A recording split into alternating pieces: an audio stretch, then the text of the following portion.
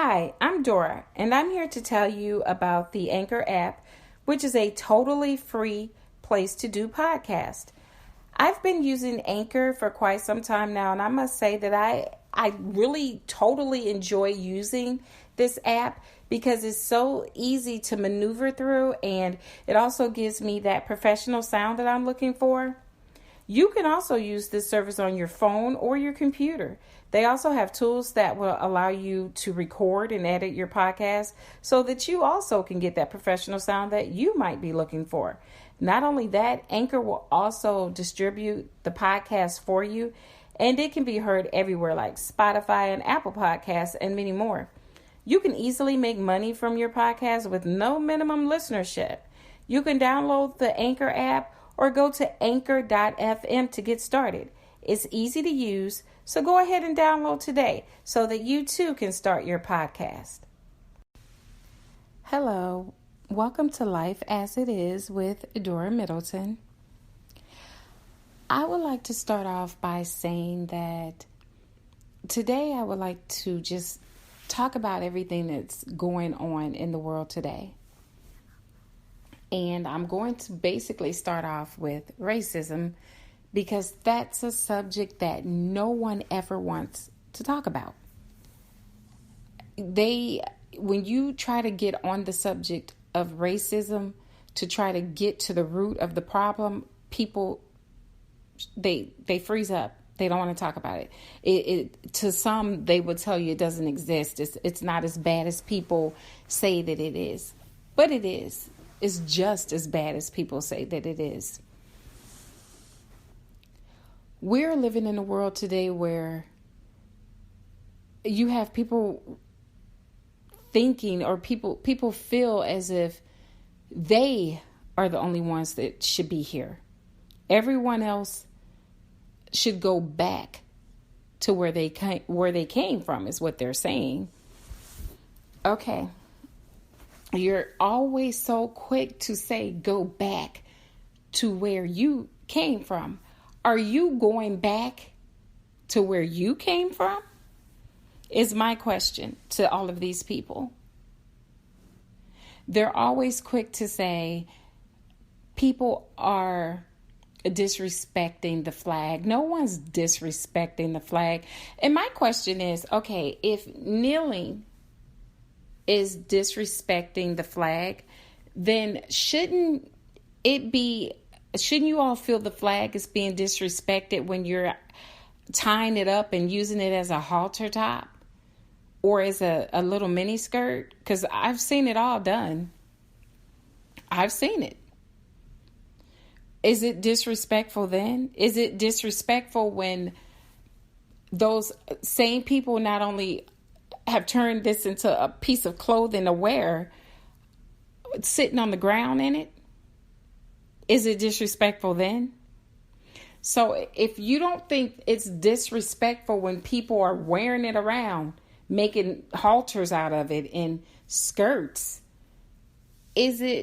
why is it disrespectful if someone's kneeling because they're trying to make a statement, a statement about being equal? Everyone being equal. People want to be respected. We want to be able to walk up the street without being harassed, without someone telling you fit the description. The description of what? When all honesty, the only thing you've done is the only law you've broken is walking up the street while black. Why has it gotten to the point where certain people feel, and one thing about me, I'm just going to say this. I'm not going to candy coat it. You understand? I'm not going to kind of dance around what I have to say, what I need to say. I want to know, why is it that when you're Caucasian, you feel that you have the right to tell people where they can and cannot live? You want to interpret to them like like you're the superior, like you control everything. Even with housing, you all feel, some of you, and I'm not going to say all of you, because one thing about it, there's racism in all race of people, and every race has racism. I'm not saying every white person is racist. I'm not saying every black person is racist. I'm not saying every Hispanic is racist. I'm not trying to say just every race has racism. But I can only speak from the experiences I've had with racism, and I can only talk about the things that I've seen happen to others with situations with racism. People are so comfortable now. It's like Black people are being disrespected from every angle. And one thing I try to get people to understand, when the discrimination is coming from people that you purchase things from, stores you go to, when you see that these people that own these stores are disrespecting you and treating you like shit, when you go into this store and they're watching you and they're acting like you're trying to steal their merchandise and they're following you around and they're saying ignorant things to you, don't give them your money. Put that shit down. Put it down and walk the hell out, because you don't have to give them your money. And I tell people this every day. Why are you complaining? You're complaining about these little mini markets, for one, in your city. They're selling stale food, sour milk. They're disrespecting your kids. They're disrespecting you. But you're complaining, but you're still going to these stores. Why are you complaining is my question. Why are you complaining? You can put an end to it. You know how you can do that? Don't spend your money in there. If as a community come together and you say, we're not giving you any more of our money. You have disrespected us for the last damn time. We will not spend 1 cent in your store. Guess what happens? No business, no store. They need your business. And these people bank on the fact that no matter how they treat you, you're still coming back. And they laugh in your faces. Stop giving these people your money. Stop going to these stores. You don't go to their stores. They need a profit. These people have to make money to keep these stores open. So why are you shopping there? Why are you still going there? You all need to come together as a community and say, we're going to run your ass out of you're leaving. This is our community. We don't want you here. We're not giving you our money anymore. We will buy from someone else. And shut their asses down. But we can't come to, one thing I notice about, and I'm going to say this, and again, I'm not going to candy coat anything that I have to say, whether it be about someone is white, whether it be about someone is black. We obviously don't know how much power we do have. Because all these people that's doing all this disrespectful shit to us, we don't have to accept this. We don't have to accept this. Stop giving them your money. Shut their asses down. Send them packing. Send them with their stale ass food, their sour ass milk, and those stores that they keep so nasty that when you walk through the door, it stinks. And you know why they do that? Because they don't care about you all in your community. They don't care what they sell to you all. They don't feel they have to do anything but take your money. Shut them down. Stop giving them your money. Stop going to these stores. You'll end it all that way. Okay, let them see. You need me. I don't need you. There's a lot more where there's so many more stores I can be going to. I don't need you or your shit. Okay? That's what you all need to do. Stop giving them your money and shut their asses down.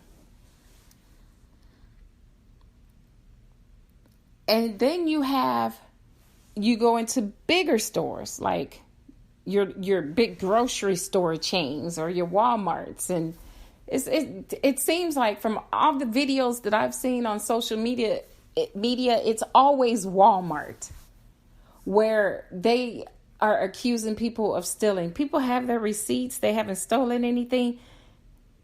In every video I've seen, they've always been black. Always been black. Is because they feel when we come into their stores, we're not supposed to be able to spend all the money that we might spend. That's a no-no. I dare this person come in here and spend this money, and especially if I don't have the money and I'm white, I have this privilege. I dare you spend all this money. I remember reading an article about a rapper that went and withdrew quite a bit of money out of his account, and they called the police. What the hell are you calling the police for? This is this man's money. And it just, you have to, you have to kind of laugh at this BS to keep from getting so angry about it. You have to laugh about it. I remember I was driving my dad's car. I went home to visit my parents because I was living in a different state, and I was driving his car. And my mom was on the passenger side. It was a pretty expensive car. So the police flagged me. And I already knew I knew he was on some bullshit. And I will say bullshit. And I'm going to say this again. I keep my podcast real. I keep it 100. So you're going to hear some things that you might not like, but you will hear them. I'm not going to I can't force you to listen to it, but I will tell you that everything I say is 100% true, and I'm real, and I'm going to always keep it real. So I was flagged. Back to the story. I was flagged by this policeman. He pulled me over. He walked up to the car. I said, how may I help you? License and registration. Okay. I give him everything. I said, okay, why did you stop me? He said, your tags are expired. I said, no, sir. No, they're not. No, they're expired. Trust me on that. I said, no, sir. Trust me when I say they weren't expired. I know they weren't expired because I was at my parents' house when he went to the DMV and got his new tags and put them on. 2-year tags. And I'm just shaking my head at this bullshit. What it was in the neighborhood my parents lived in, we're not supposed to be able to live like that. And the car that my father has, that my parents drive, these cars, we're not supposed to be able to afford these things. And when he saw that I was not going to allow him to keep telling me I was driving with expired tags. I said, sir, can you not see what's on those plates? You might want to shine the light on them because you're wrong. And I said, do you want to also see the paper that the tags were attached to? Because I have those too. They're still in the car. So then he goes and he walks back to his car. He comes back about 2 minutes later. I'm sorry. Enjoy yourself. Have a safe ride back home. Okay, get the hell out of here with that BS. Okay? It's just things like that just pisses me off. I have stories galore I can tell you about. I'm driving to my sister's house, which She lives not even 3 minutes away from me. So I'm driving to her house. I was in the right lane. I couldn't make any turns until I got to the light. So I'm in this right lane waiting to make a right at the light. And this man tells me I got over out of the left lane and I didn't use a signal. I said, no, sir, I didn't. I drove this whole lane in the right lane because I drove this whole trip in the right lane because I knew I was turning. So when I came on this road, I came on in the right lane and I stayed there. Okay, so, and he asked for my ID and insurance and I gave him everything. And I said, okay, so can you tell me the real reason why you stopped me? Because it wasn't because I got over without using a signal, because I never got over, period, until I made that right turn and then I used my signal. So then he said, well, I'll be right back. Give me a minute. So he went back to his car and I'm sitting in the car with my young daughter. Okay. She said, well, what did we do? Because you used the signal. I said, honey, we didn't do anything. It's going to be okay. So he comes back to the car and he tells me, I couldn't call anything in to check anything. I take your word on everything that you've said. You know, your license is fine. I couldn't run anything because the system is down. I said, is that right? Okay. Your system is down. I said, okay, thank you. I'll be on my way. Oh, okay. You guys enjoy your day. We were enjoying our day until you decided to pull us over for committing the crime of being black while driving. Okay. So then when I continued to drive on to my sister's house, and I got so pissed that I called back to that station and I asked for his supervisor. Okay. And he called me back and I explained everything to him, everything that happened. And he told me, he said, I apologize for what happened. He said, I'm going to investigate. And he asked for the badge, if I knew the badge number. And yes, I did know the badge number. Okay. So I gave him everything that he needed. And he called me back. He said, I have a question for you. I said, yes. He said, now tell me exactly again, step by step, what happened. And I told him that. And I said, he also came to the car and he told me when he got back out of his car, he couldn't run any of my things because your system was down. And he said, ma'am, our system was not down.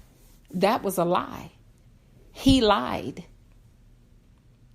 And I also told him, if you want me to bring my credentials up there so you can run them, you go right ahead. Because I haven't even had a ticket since 1989. Okay? And here we are.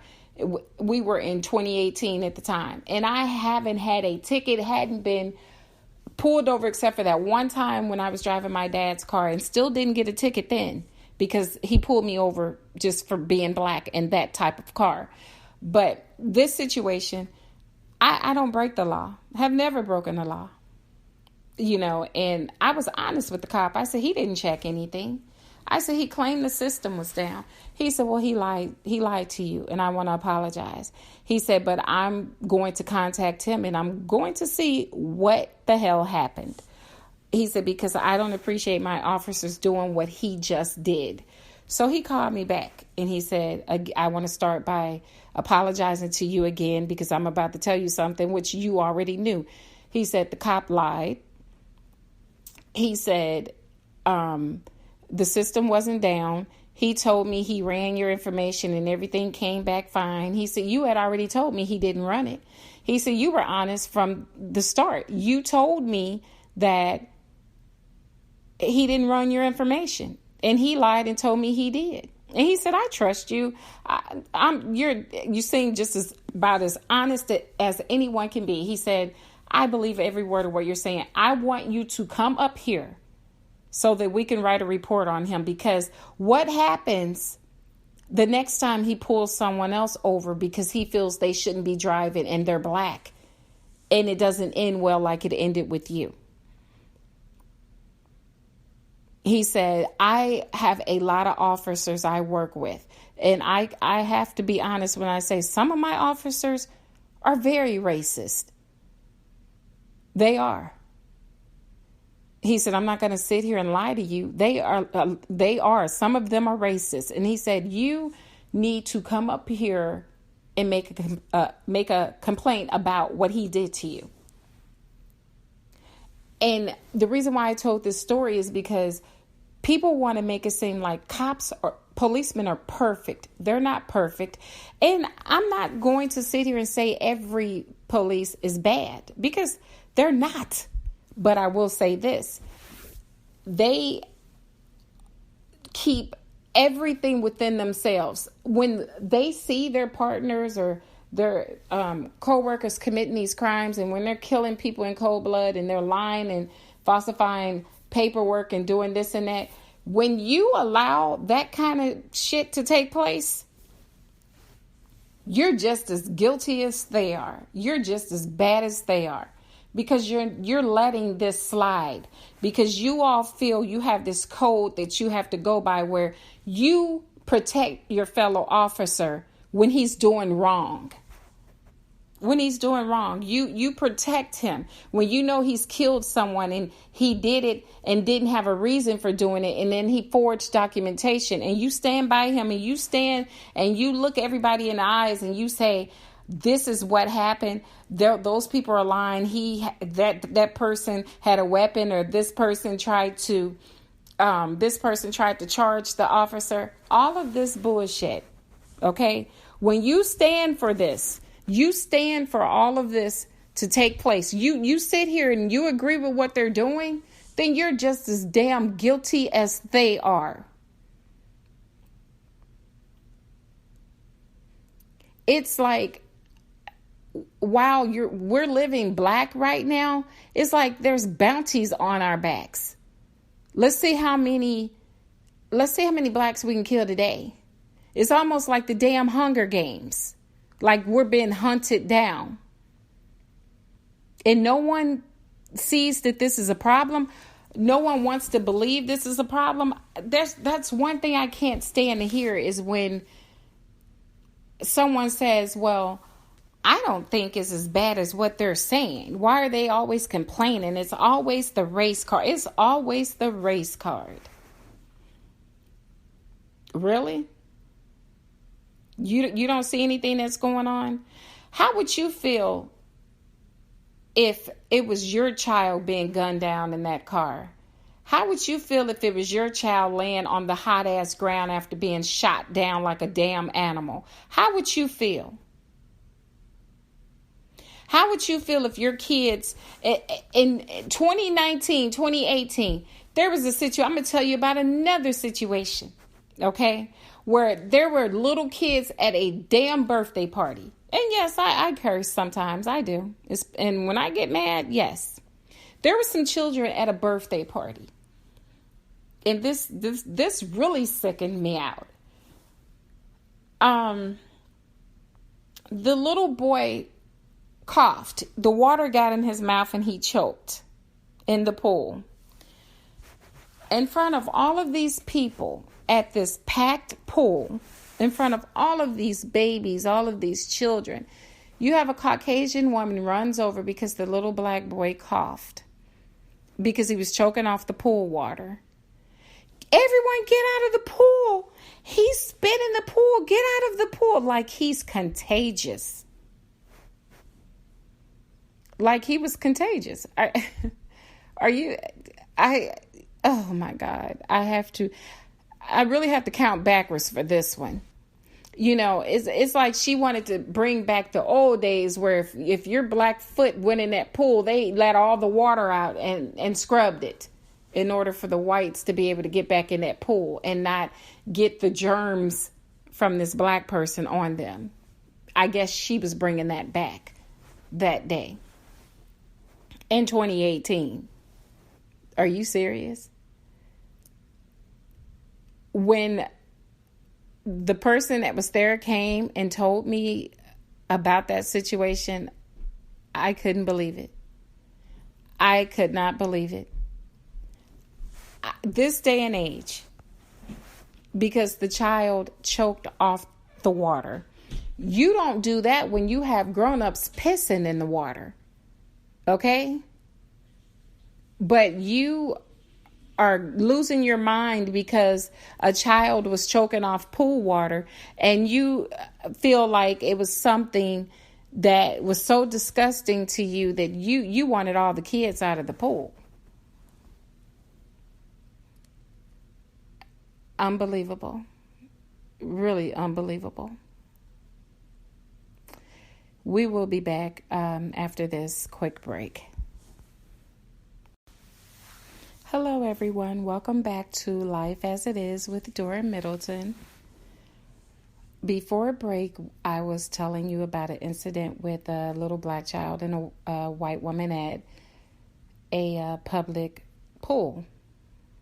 Okay, now I really would like to discuss the situation with Black Lives Matter. I would like to touch on that because that's a touchy situation there as well. I hear a lot of people saying, and they still talk about this on social media a lot, and that's why I'm bringing it up now. They say, well, why is it that black people are making it seem like their lives are that black people's lives are the only lives that they care about? And that's not what anyone's saying. That's what you're coming up with to make yourself feel good, but that's not the truth. Black Lives Matter isn't about, they're not saying, okay, your lives don't mean anything. We're just worried about black lives. No, Black Lives Matter. What they're saying is they want the violence to stop toward black people. They want the killings that have taken place with blacks being gunned down by policemen to stop. They want the killings where random people won't just be killing random black people. Like the situation in Florida with the man that shot and killed the young black child, because he felt he didn't like his music. It was up too loud, or he didn't like the rap. I mean, they're just talking about all of these situations that has happened with black people. They're just asking for justice. They want people to be punished, do their jail time for the crime that they committed when you're killing people and it's not necessary. You're killing them in cold blood. I think that people rather find something how can I phrase this? I think what it is when it comes to the black race, people feel we are supposed to just sit back and accept whatever's thrown at us. That's not, even if it's not justified. On social media, you hear a lot of people telling you see these comments they make toward black people. Oh, just stop using the race card. You're always using the race card. Well, they're using the race situation because it is always about race.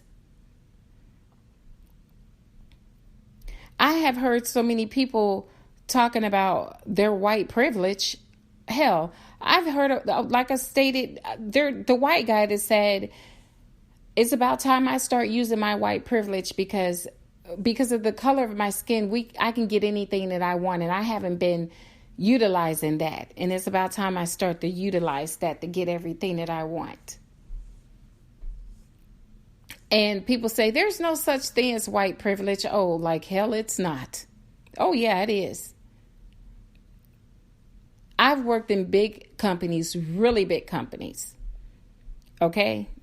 Where you will have a Caucasian person call in and say, I can't afford this. I can't afford what you're asking me for. Is there a way that you can lower? I'm a single parent. Is there a way that you can lower the amount of my move-in so that I can move into my new house? Because I can't afford that move-in cost. Okay. And I said, ma'am, this is what the move-in cost is. Basically, you're buying this house. You filled out your paperwork and you said you could afford this house. This is what I'm saying to myself. I said, ma'am, can you ask your supervisor? I'm like, okay. So I'm talking to my supervisor. I said, sir, there's nothing we can do about this. This is her move-in cost. Oh, no, I'm going to change some numbers. She's going to get in this house. I'm going to just make it so that she can move in for this $1,000. So he gets on the phone, ma'am, is $1,000, can you make $1,000 or do we have to work at it some more? She says, that's fine. I can afford $1,000. I just couldn't afford the $4,000. But you've known this. You knew that's how much it was going to be when you were approved for your house. So obviously you thought you were going to have it, or some kind of way you agreed to it. You knew that this is what you needed. But then the closer you got to your move-in day, with, I believe, only 3 days left till move-in, you realized you didn't have it. So you called in and said you were a single mom and you couldn't afford it. And he worked it. He worked it for you and he got her exactly what she wanted. Okay, so then there's another call that came in with a Black woman. And she says, I ran into a little bit of a problem. Is there any kind of way that we can do something about the cost, the closing cost? I'm sorry, something came up. I had it, but something came up and I was unable to come up with the full amount. So I'm thinking to myself, okay, well, it can be done because he just did it for her.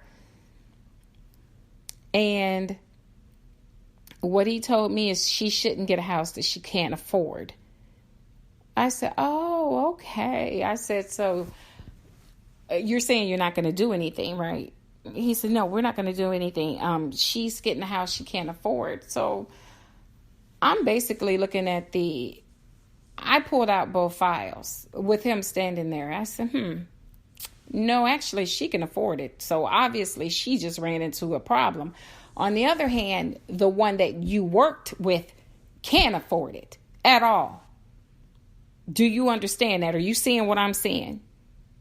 She can't afford it, but you all put her in a $200 and something thousand house that she can't afford. Look at the pay stubs. Look at what she makes. She can't afford it. But you made it work for her anyway. So how's she going to keep the house? Are you going to pay her bills? And he's just looking at me like, okay, whatever. I said, but then this woman, look at her. Look at what she makes. She can afford it. The Black woman could actually afford it. And I hate to tell the situation by black and white, but it happened that way. It was a white woman, Black woman. So I have to tell it the way it happened. I said, so obviously she must have ran into a problem. Here's her check stubs. Here's everything. She can afford it. She just, like she said, something happened. So why is it that you're not willing to do for her what you just did for this Caucasian woman? Well, she knew what?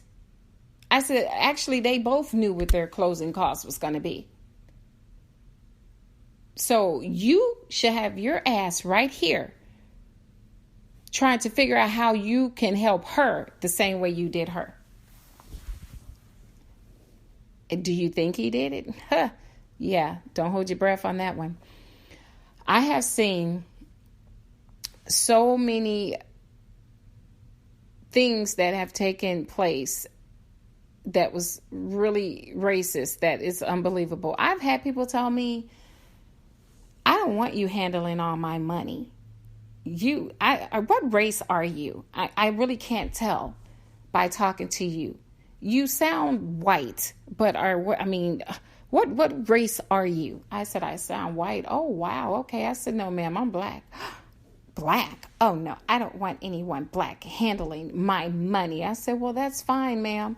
Let me get you to someone else. Okay. So when her call continued to go unanswered, when the person she wanted, which was a white person, to handle her money, then she wanted me to handle it. I said, ma'am, I'm going to let the person that you feel that you trust handle your money, so I can give you their voicemail because you keep coming back to my desk. So I'll send you to the other office because I'm not the one that you want to handle your money. Okay. Now you want me because they don't want to take your call. They're saying they don't want to deal with her bullshit because they didn't feel like dealing with it. So they didn't want to do their job. I was willing to do my job and handle her money, handle her situation.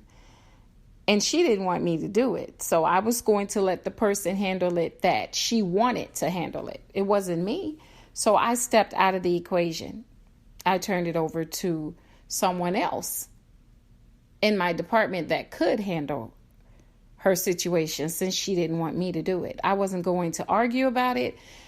I have been told, people have called in and said, because of this damn Obama, I can't pay my bills. This is when he was in office. I said, you think it's his fault you can't pay your bills? I would think it's your fault you can't pay your bills. I'm saying this to myself. I'm one thing about me is I don't disrespect anyone. But in my mind, I'm saying, how is this his fault? And then they turn around. I guess you voted for that goddamn loser and this and that. And I said, oh, I'm going to stop you right there. Okay. I'm doing a job. If you want my help, I am here to help you. Don't ask me who I voted for. Don't start venting to me about how you feel about what's going on with politics right now. That's not a part of my job, and I explained to my superior this, to my boss, I'll say, over the department, this call you need to handle because I'm not going to do it. I'm not going to listen to someone that is going into this whole vent about what they feel this man is doing or not doing. I wouldn't listen to it if it was Bill Clinton. I wouldn't listen to it if it was Trump. I'm here to do a job, not hear you and how you feel about Obama. Okay. If you didn't vote for him, that's your prerogative. That's your business. Don't ask me who I voted for. That's my business. I'm here to do my job. Just let's keep it that way. I have dealt with so much racism in my life, and I'm still humble. I'm still the same nice person that I am. I'm nice to everyone. I don't let that change who I am. It hasn't changed me to become this vicious person. It's opened my eyes to a lot of things, and that's why I'm talking about it right now, because I'm tired of people tiptoeing around the, racism and race issues. Everyone wants to tiptoe around it. They don't want to talk about it. And that's a problem. Because if you don't want to talk about it, you're not trying to find a solution. And anytime anyone, and I say this in all my podcasts, anytime you don't want to be a part of the solution, then you are more than willing to be a part of the problem. Okay? And I'm just so tired of all of the racism and hatred that's going on in this world today. I kind of shy away from watching the news now because I'm like, it's always the same BS. And then here's another situation that I want to discuss, and that's the issues with the drugs, opiates, and everything that's going on. You have people ODing every single day. Every single day. they felt it was okay when they thought that this drug would just be in the inner cities.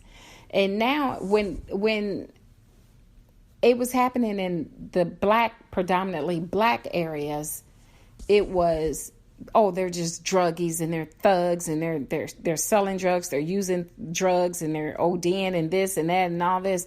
They were just druggies. Now that it's hitting in the suburbs, it's an epidemic. It's a drug epidemic. They need to get these people help, is what they say. You need to get them help. You put them in rehab when they have OD 3, 4, 5 times, or some of them do it every day. Okay. And it's sad, but it's happening. Okay. Now, when you thought that it was just touching the black race, inner cities, the people in the inner city, you didn't care. You weren't trying to get them into rehab programs. You weren't trying to help these people at all. They were dying. They were ODing. You didn't care. You felt they were dope heads. They were worthless. Their lives meant nothing. But now, since it's come to the suburbs, oh, you all are working in any way. You're trying everything you can to put a stop to this. And the reason why it got out of hand is because your asses didn't do shit to stop it when it was in the inner cities. And now that it's in the deep suburbs, oh, you're trying everything you can do to put a stop to it. But it's your fault it got out of hand.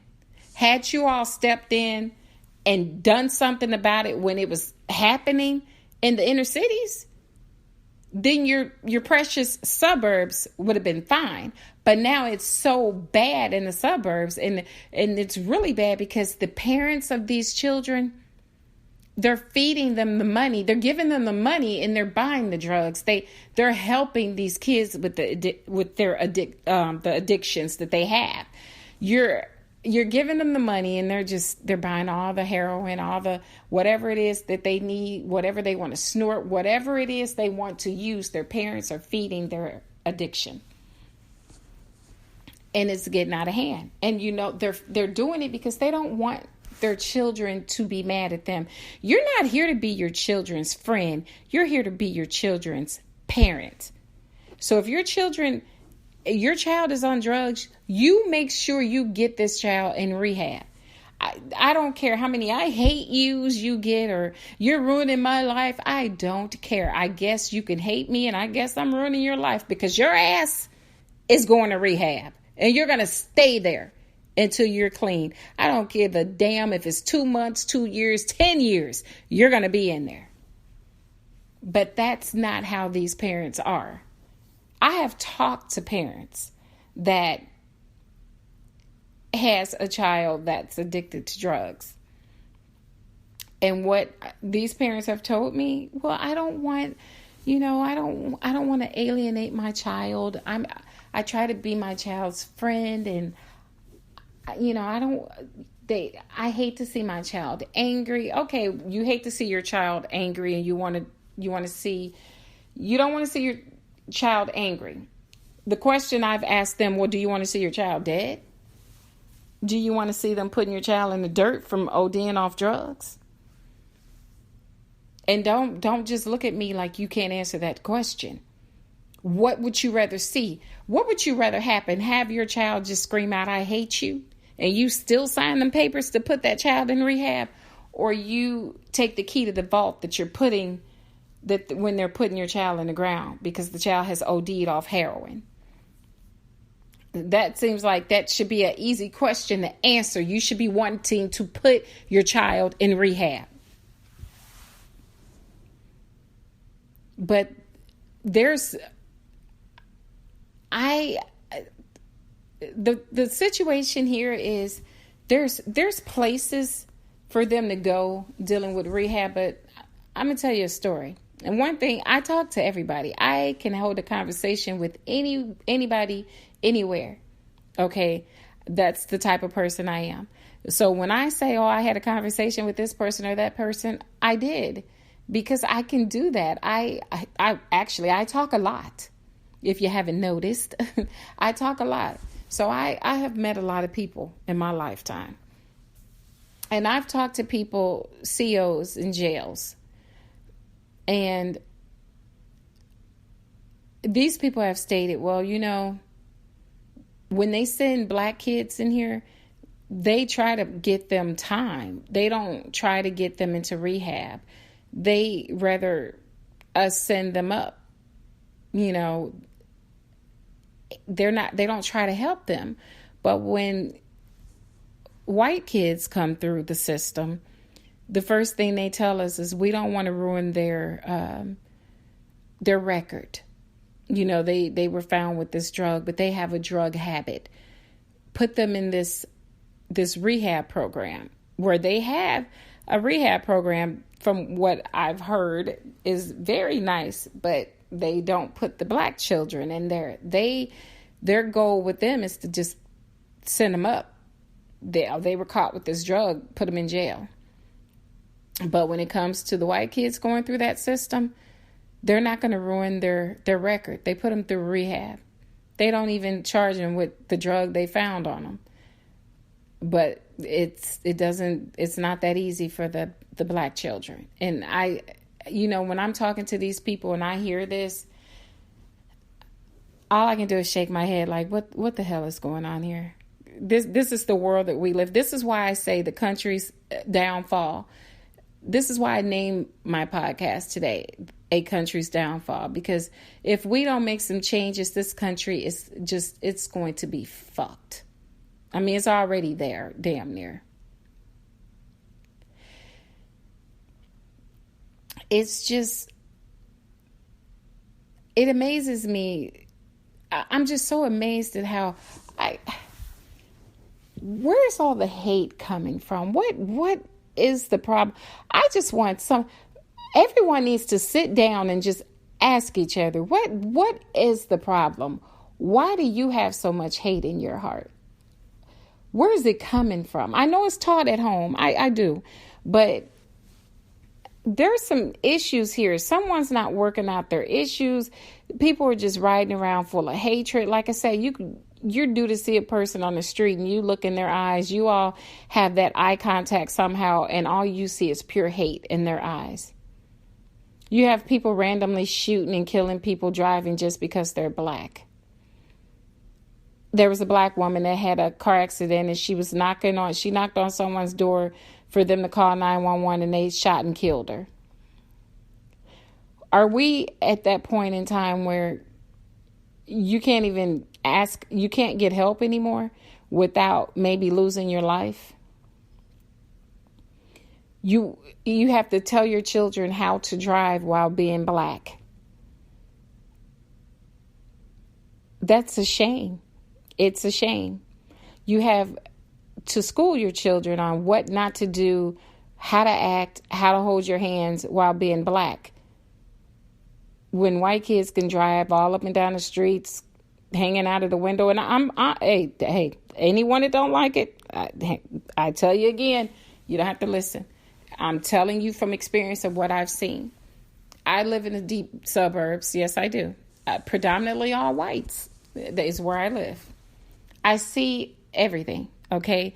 You see these kids, the parents give them the money, they give these kids these expensive cars. The kids are on all these drugs. They're doing the drugs, they're drinking, they're driving, they're doing it all, and they're crashing. And then they turn around and say they don't know what happened. You know exactly what happened. You were feeding their drug and alcohol habit.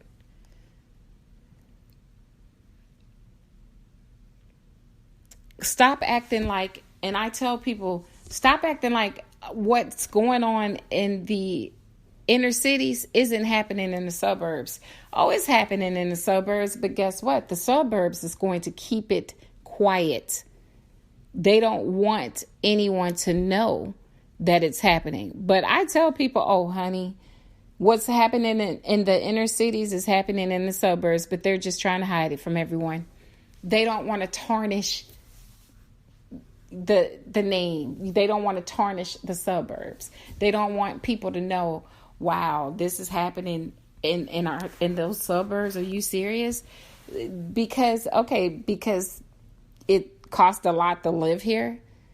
The house is really big and nice, so you feel you don't want people to know the true crimes that's happening here about you. I mean, you got crime happens everywhere, but stop hiding it. Be honest about it. You have the murder suicides. You have the kids killing the parents. You have all of that taking place, but they hide it. They make it seem like none of it is happening in the suburbs when it happens every day. And I tell people that it happens every day. Don't assume it doesn't. They just hide it from you all. So I'm sitting here and I have to wonder sometimes. I've even heard attorneys say, when they prosecute, when they're trying to get their cases done, they're not going to really fight the way, and this is a damn shame for an attorney to say this, they're not going to fight the way they should fight for that person's case because they don't want to alienate the judge. They don't want to upset the judge or the other attorney because they might need them for something. So you're half-assed doing things with cases dealing with blacks when it involves blacks and whites. You're half-assed doing they're paying you as a black person, they're paying you your retainer, they're paying you everything you ask for, but you're half-assed working your job. That's also a problem. That's a big problem, and it happens a lot. I have a lot of friends as lawyers, doctors, you name it. I know them. Because again, I talk a lot. People talk to me. I'm easy to talk to. I can be in the store and someone will start talking to me and I know their whole life story in 10 minutes. And then they'll turn around and say, you are just so easy to talk to. I am easy to talk to because I don't judge anyone. I don't do that. If I can help you, I'm going to talk to you and tell you what you should be doing. If you want my opinion, I'll give it to you. I'm easy to talk to. But the world we're living in right now, this world is so corrupt. There's so much anger, so much hatred that it seems like it's crumbling. But I need to take another break, so I will be back in a moment. Hello, everyone. Welcome back to Life as It Is with me, Dora Middleton. I would like to finish my discussion I was having. I've touched on a lot of different subjects. Now I want to touch on all of the kidnappings we're having. And just a human trafficking. All of this is a big problem in this country right now. It's just so much happening. It's like if it's not one thing, it's another in this country. With the kidnappings, every day you're on social media. Whatever day you decide to get on social media, it's always you're sharing pictures of missing children.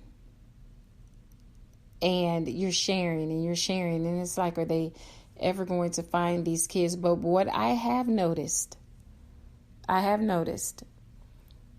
from watching the news and reading different articles on kidnappings, I kind of want to know, well, I actually want to know. I'm not going to say I kind of want to know. I want to know why is it that when it comes to brown children, black children, why is it that they're always asking, well, did they run away? Or they're saying they're probably with friends, or it's never what it is that they were kidnapped. It's like they always want to make it seem like this child just decided to run away. And I've noticed with others, when it comes to a white child, it's urgent. They're in danger. It's never, did they run away? Did they have a reason why they didn't want to be at home? It's always made to believe that these kids were unhappy at home and they decided to just pick up and run away. And then they have later found the children dead. When you didn't want to do an Amber Alert because you felt that they were runaways. And I'm talking on this subject because I can remember a situation happening a few years ago down south, when I lived down south. It was a little girl. She was a Hispanic child. I would see this little girl playing outside sometimes by herself, and I know a few times I've told her, honey, go inside, go in the house. You shouldn't be out here by yourself. You know, one thing about me, when it comes to kids, I hate to see a child outside alone. I'm one of those people where no child should be outside alone. Call me, just you could say whatever you want where I'm concerned, but I'm that parent that no, I'm going to watch mine like a hawk. Okay? You go up the street walking, I'm coming behind you. I'm right with you. I'm not going to give you a chance to take what belongs to me. You know, and I cringe when I see these kids alone, walking the streets alone. Shouldn't be like that. Not this day and age. I know when we were younger, we would ride the bikes until the sun was down, you know, and the street lights came on. But it was different then.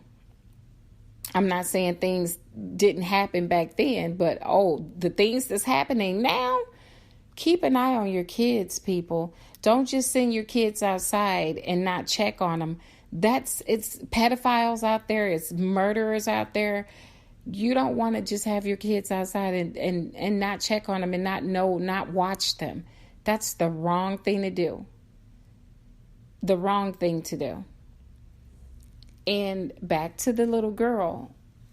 Because at the time I was living in an apartment, it was about, I'd say maybe 7 years ago. And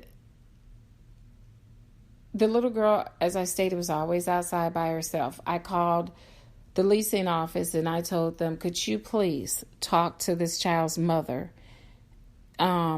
The child shouldn't be wandering around outside by herself. I got so disgusted. One day, I even called the police. Please, can you all come? She's outside by herself again. I walked her to the front of the house, to the front of her apartment, and watched her go in and told her, lock the doors. I don't know what was going on with that situation. I don't judge people. I don't know. All I know is I constantly kept trying to get this child to stay in the house. And I called the police. They didn't do anything. I tried to even do a hotline call. They wanted to, I don't know anything about her parents. I don't know, because I'm the type of person, I stay to myself because, I just stay to myself. So I can't tell you anything about my neighbors. I can't even tell you anything about my neighbors now. You know, I've talked to one neighbor, one. And that's, I think it's easier that way because people are really messy and I don't like drama, and I do my thing. Okay. I just do my thing. And I live in a really quiet neighborhood, but I still say, I'm not the type of person, even though I say I'm easy to talk to, I am. But when it comes to neighbors, you got to be watchful of that whole neighbor situation, because people get real messy. And I have seen some situations break out in neighborhoods, and I don't want to be a part of that because I don't do drama. Okay, but enough of that. Back to my story. I tried everything I could to help this baby. So no one helped. And I went back to the leasing office one last time. And I told the manager there, I said, if you all don't talk to her mother, because when I would see the child, the mother was never around, so I couldn't talk to her myself because I never saw her. I never knew where she was at. She was never at the house. So I said, if you all don't step in, it's not going to end well for this baby. She's running around out here. And again, I was in the deep suburbs, but down south where I lived down there, it was the suburbs, but it had all these ways to these dark streets going to different areas. And it was like about 4 different highways you can hit to get away from that area. It was just a straight shot if anyone wanted to do anything. And it was a beautiful area, but I had a problem with her being out there because I'm like, it's just too many ways for someone to get away with that child. And I didn't know what to do. I felt lost. I'm like, what am I I'm trying to help this child. I've tried the hotline, the mother. I've tried everything I could do. So finally, the mom moved away. She moved, I say, 10 minutes, 15 minutes up the street. Still a nice area. She started doing the same thing, allowing her daughter to play outside, from what I gathered, from what I heard from people that knew her. There was a maintenance man working at that facility. He had some kind of sick fetish, they said, with the little girl. So he stole her skate. And he told her, they said one day, if he told the little girl, I think she was 6 or something like that. He told her if 6 or 7, I believe she was, 6 or 7. He told her if she wanted her other skate, she had to come with him. And she went with them, from what they say. And this information I got from a policeman. She went with him. He had her in one of the empty apartments, and he raped her every day he had her. He beat her. And they said he raped and beat her in a way that it seems like it was some kind of crime of passion. This little baby. They said he had some kind of sick... He was disgusting. I mean, the things that they say that man did to that baby was just so disgusting. The police, when the mother made the police report, because this was a Hispanic child in a Hispanic family, she needed an interpreter. They refused to give her one. They refused to give the mother one. And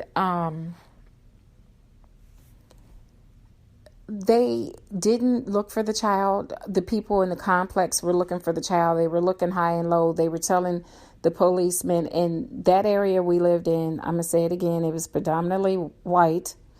And they didn't want to look for her. They said she ran away. So you really believe the 6 or 7-year-old child ran away? The police department was all white. No other colors, all white. Not other race, no other race, just white. They wouldn't look for the child. They came and said, well, we drove around the area. We can't find her. They didn't go in any of the empty houses. They didn't check the trash dumpster. They taped everything off because she was missing from that area. So they didn't want people to bother that area, but they didn't try to look for her. So the people in the apartment complex continued to look for her, and they found her in the trash dumpster that the police refused to look in. And when the police left, the people in the complex looked in the dumpster, and they found her in there dead. And she was in so bad of a condition, the cop said that he was speechless. He said all he could do was cry because he had a daughter her age. And this was he was a cop, but he wasn't white. And he said when they came in there, they fired half the department. Over half of the department was fired because he said they had a good old boy system out there and they didn't give a damn about that little girl. And had they Had they tried to find her, they might have found her and she might have been alive. But they didn't give a damn. They didn't care about finding her. They mistreated her mother, wouldn't give her an interpreter. They wouldn't do anything for that little girl. And so the reason why I told this story is because I want people to realize the difference. People sit here and say there's no difference in how situations are handled. It is a difference. It is. I remember doing a report in college, and I decided to do my report on missing African American women. I remember sitting at my computer, and I literally cried because I'm looking at all these missing women, and none of these, I don't recall seeing any of this on the news. None of them. But yet, they constantly had that story about the missing child in Aruba. And don't get me wrong, it was around that, that time. And every story, I think, every child should be looked for, regardless of their race. I'm not saying they shouldn't have had her, Natalie. I'm not saying they shouldn't have talked about her. I'm saying, why didn't you talk about the African American girls that were missing? It was so many of them. I didn't know what I was speechless. And I remember writing about that. And a female in my class said, well, why is it that you're just writing about black people? I mean, look at the white people that's missing. I said, ma'am, you know what? Yes, it is white people missing. But you know what? There's a lot of black ones missing as well that don't even make the news like the white ones, So are you going to tell me that I shouldn't write? My report was strictly about missing black women because we don't get that type of coverage when black women come up missing. They don't get that coverage. We all know that. The black children don't even get that type of coverage. We know that. It goes back to what I'm saying when I say sometimes, this is why people say Black Lives Matter. That's why they have Black Lives Matter. Because they're trying to get people to understand that our lives matter just like the next race. Why are we not looked for why are blacks not looked for when they're missing? Why is it that they're always runaways? Why do you want to say they're runaways when they're not? Why are you finding all these black children that's missing? And when you find them, why are their organs gone? Would it be organ harvesting? I have looked at so many stories on the news where they've said a black child found with all of the organs missing. So are these kids being killed and their organs being stolen? There's an area in my state right now where there's so many missing black women in that one area. And the police don't think that's a problem? Do they think it's normal that they're all missing from that one damn area? They don't care. They don't care. We get the word out about what's going on with black people through social media. We have to start sharing things with each other on social media. And then what happens when we share it? Then you have the Caucasians that want to cause problems with you on your page and tell you shouldn't be. Why are you sharing this? Why aren't you sharing the stories about the white people? Because you all share the stories. The news share the stories about the white people. And I can honestly say anyone that's missing, I share it. I don't care if they're purple, blue, yellow, green, red. I share the story. because I'm for everybody. Okay. I don't see race. All right. When someone needs help, they need help regardless of race. So I'm going to share it either way, regardless of what race you are. But when you come on someone's page and you want to argue with them because you feel they're not doing what you feel they need to be doing, you get your airtime. The news, the media is going to cover you. They're going to cover that story until they're black and blue. Okay, they're going to continue to cover that story. But when it's black children, you don't see it. So why are you angry? It's like people are angry when you say a black life matters. Why are you angry? Do you think that black lives don't matter? Why are you going and making up all lives matter? We know all lives matter. Okay, we know this. But when you turn on the television and you're always seeing guns pulled and cops have guns at black children's heads over dolls and something stolen from a dollar store, and you're pulling guns on the children, and a cop kicked down the door of the wrong house and shot an innocent child, a black child, in their sleep. Do you think that that's okay? There's so many crimes that's taken place against the black race, and no one's been punished for them. And I'm going to say right now, we had the slavery. Black people were beat, they were hung, they were set on fire, you name it, they did it all. They're doing the same thing now, except they're doing it in a different way. They're doing it in a different way. Everything that happened then is happening now. They're just doing it differently. They're using guns, they're not hanging them from trees, even though there's been stories where in different states they have found blacks hanging.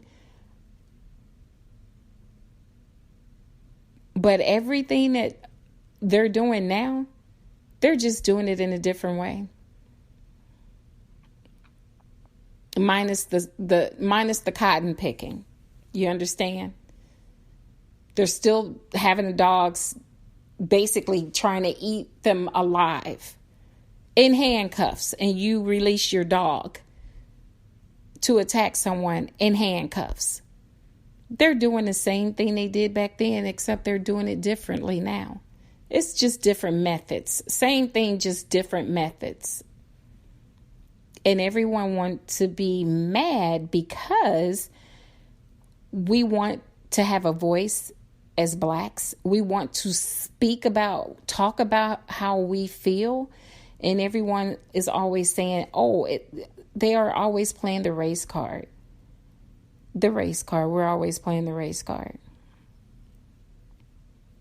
Who the hell do you all think you are when you say that shit? Who do you think you are? I'm just so tired of all the racists out there. And don't get me wrong, as I always say in all of my shows, not all white people are racist. Not all black people are racist. But they're out there. There's racism in every race. But it works your nerves when you hear someone always screaming, what about this? What about that? What about it? What about it? Why won't you use all that built up energy you got to complain? Why won't you use that damn energy and help with the problem? Help us find a solution. Instead, you want to troll and you want to cause problems and you want to always say, what about this? What about that? What about keeping your damn mouth shut? How about that?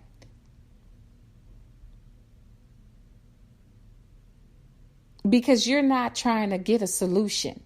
You're just trying to add to the problem. We don't need that right now. We need people that is going to be willing to come together regardless of race, regardless of color, and find a solution to all of these problems. We don't need a big mouth that's always just talking about, well, why are they using the race card? Why? Everybody's trying to make America great again. Really? I want to know how you're planning on doing that. Are you making it great by committing senseless murders against a race of people? Are you making it great by spreading racism all over the place?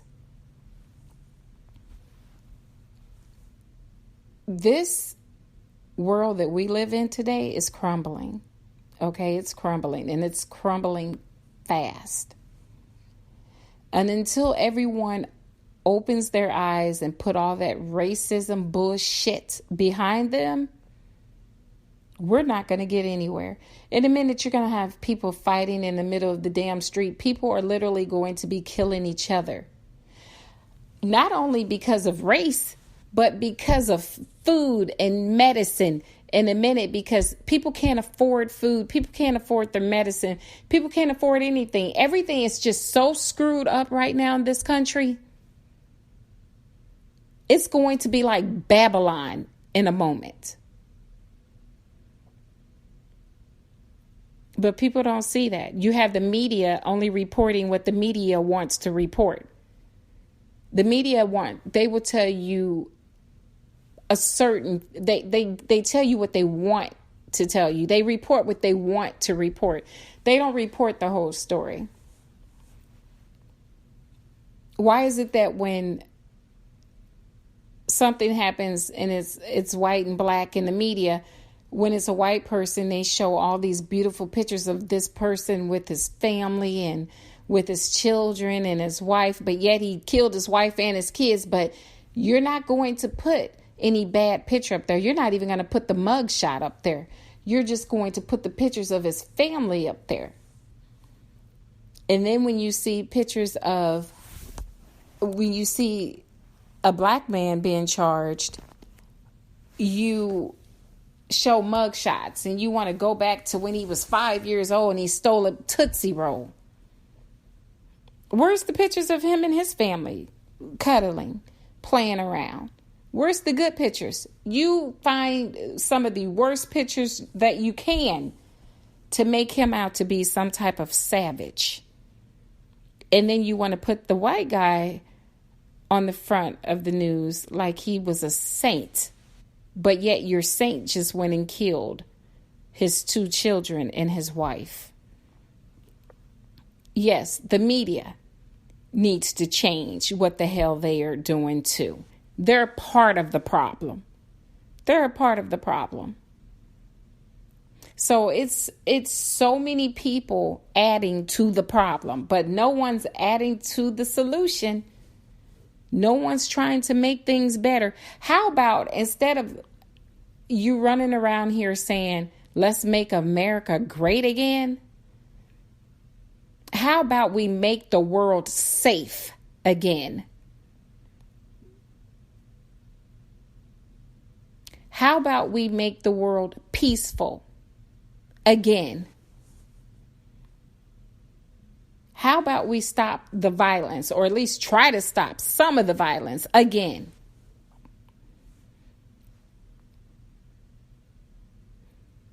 Because I'm just tired of it. I'm tired of turning on my news, turning on the news and looking at all all of this mayhem. It leaves you nauseous. All you can do is shake your head. When you get in your car, you're afraid that you might get in your car and drive past someone that don't like the fact that you're driving black today and decide to take his gun out and shoot you. It shouldn't be like that. You shouldn't have to worry about that. Kids shouldn't have to worry about if they're going to be stopped and harassed and searched by the law. They shouldn't have to worry about if they walk past someone's house, that this person they shouldn't have to worry about the person running outside and shooting them down, saying that they were trying to come to their door or something. You can't even walk up the street being black these days. You can't even shop while being black, because all they want to do is accuse you of stealing. You can have $1 million in your pocket, but when you go in that store and you're black, you're a thief. In their eyes, you're a thief. They don't give a damn. I dare you come in my store and shop. I dare you come in the store where I work and you spend more money than I have to spend. We got to change this. This is that bullshit I'm talking about. So yes, it pisses me off every day seeing all this. It pisses you off because you're looking like, damn, instead of getting better, it's getting worse. People chanting racist things and no one finds that offensive. You think it's okay? Go back to your country? Hell, are you going back to your country? When is the madness going to stop, people? When everybody's all loaded up with guns and shooting each other dead in the street? Or when people are fighting in the street over food, water, medicine? Because the way it's looking, no one is going to be able to afford anything. So either you're going to be rich or you're going to be poor. They're knocking out the middle class. So it's either rich or poor, people. So while you're promoting your anger and promoting your violence, if you're not a part of that rich bracket, then I guess you're going to be poor. So how about you promote awareness to what's going on in this country? Stop promoting hatred, bigotry. Just stop it.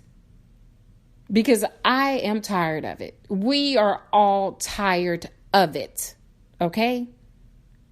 Make a change. Make a change. Okay, I hope I hope you've enjoyed listening to my podcast. I am going to keep them coming. And as always, I'm on that reel. So everything I talk about will be totally true. Everything is real. I'm not going to candy coat anything.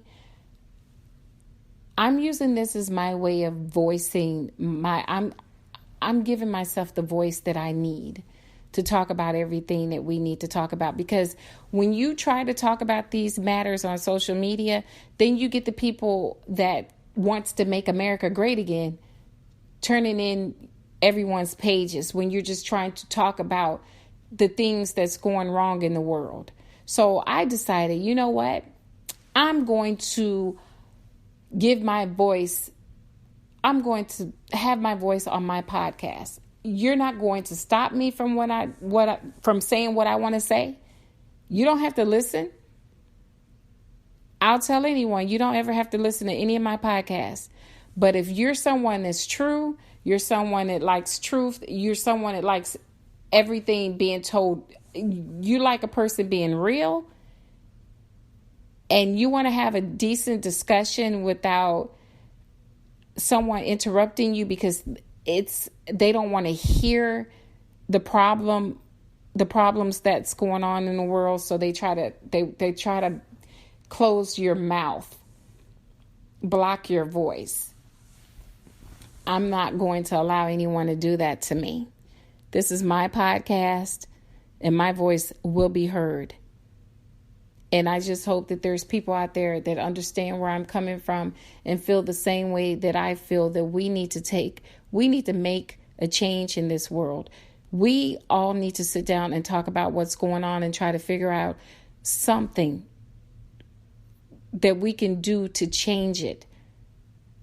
Because right now, this whole world is at odds with each other. No one's getting along. No one is getting along. Everyone is hating everyone. And the sad thing is, half the people don't even know why they're hating. They're just following in someone else's footsteps that's promoting hatred. We're living in a world right now that just seems like things are just falling apart, like just crumbling at a fast speed, people. We need to come together and figure out how to change this. We need to make a change, or all of this hatred, bigotry, all of this is going to be the country's downfall if we don't get it together. Well, until next time, I appreciate you all taking the time out to listen to my podcast.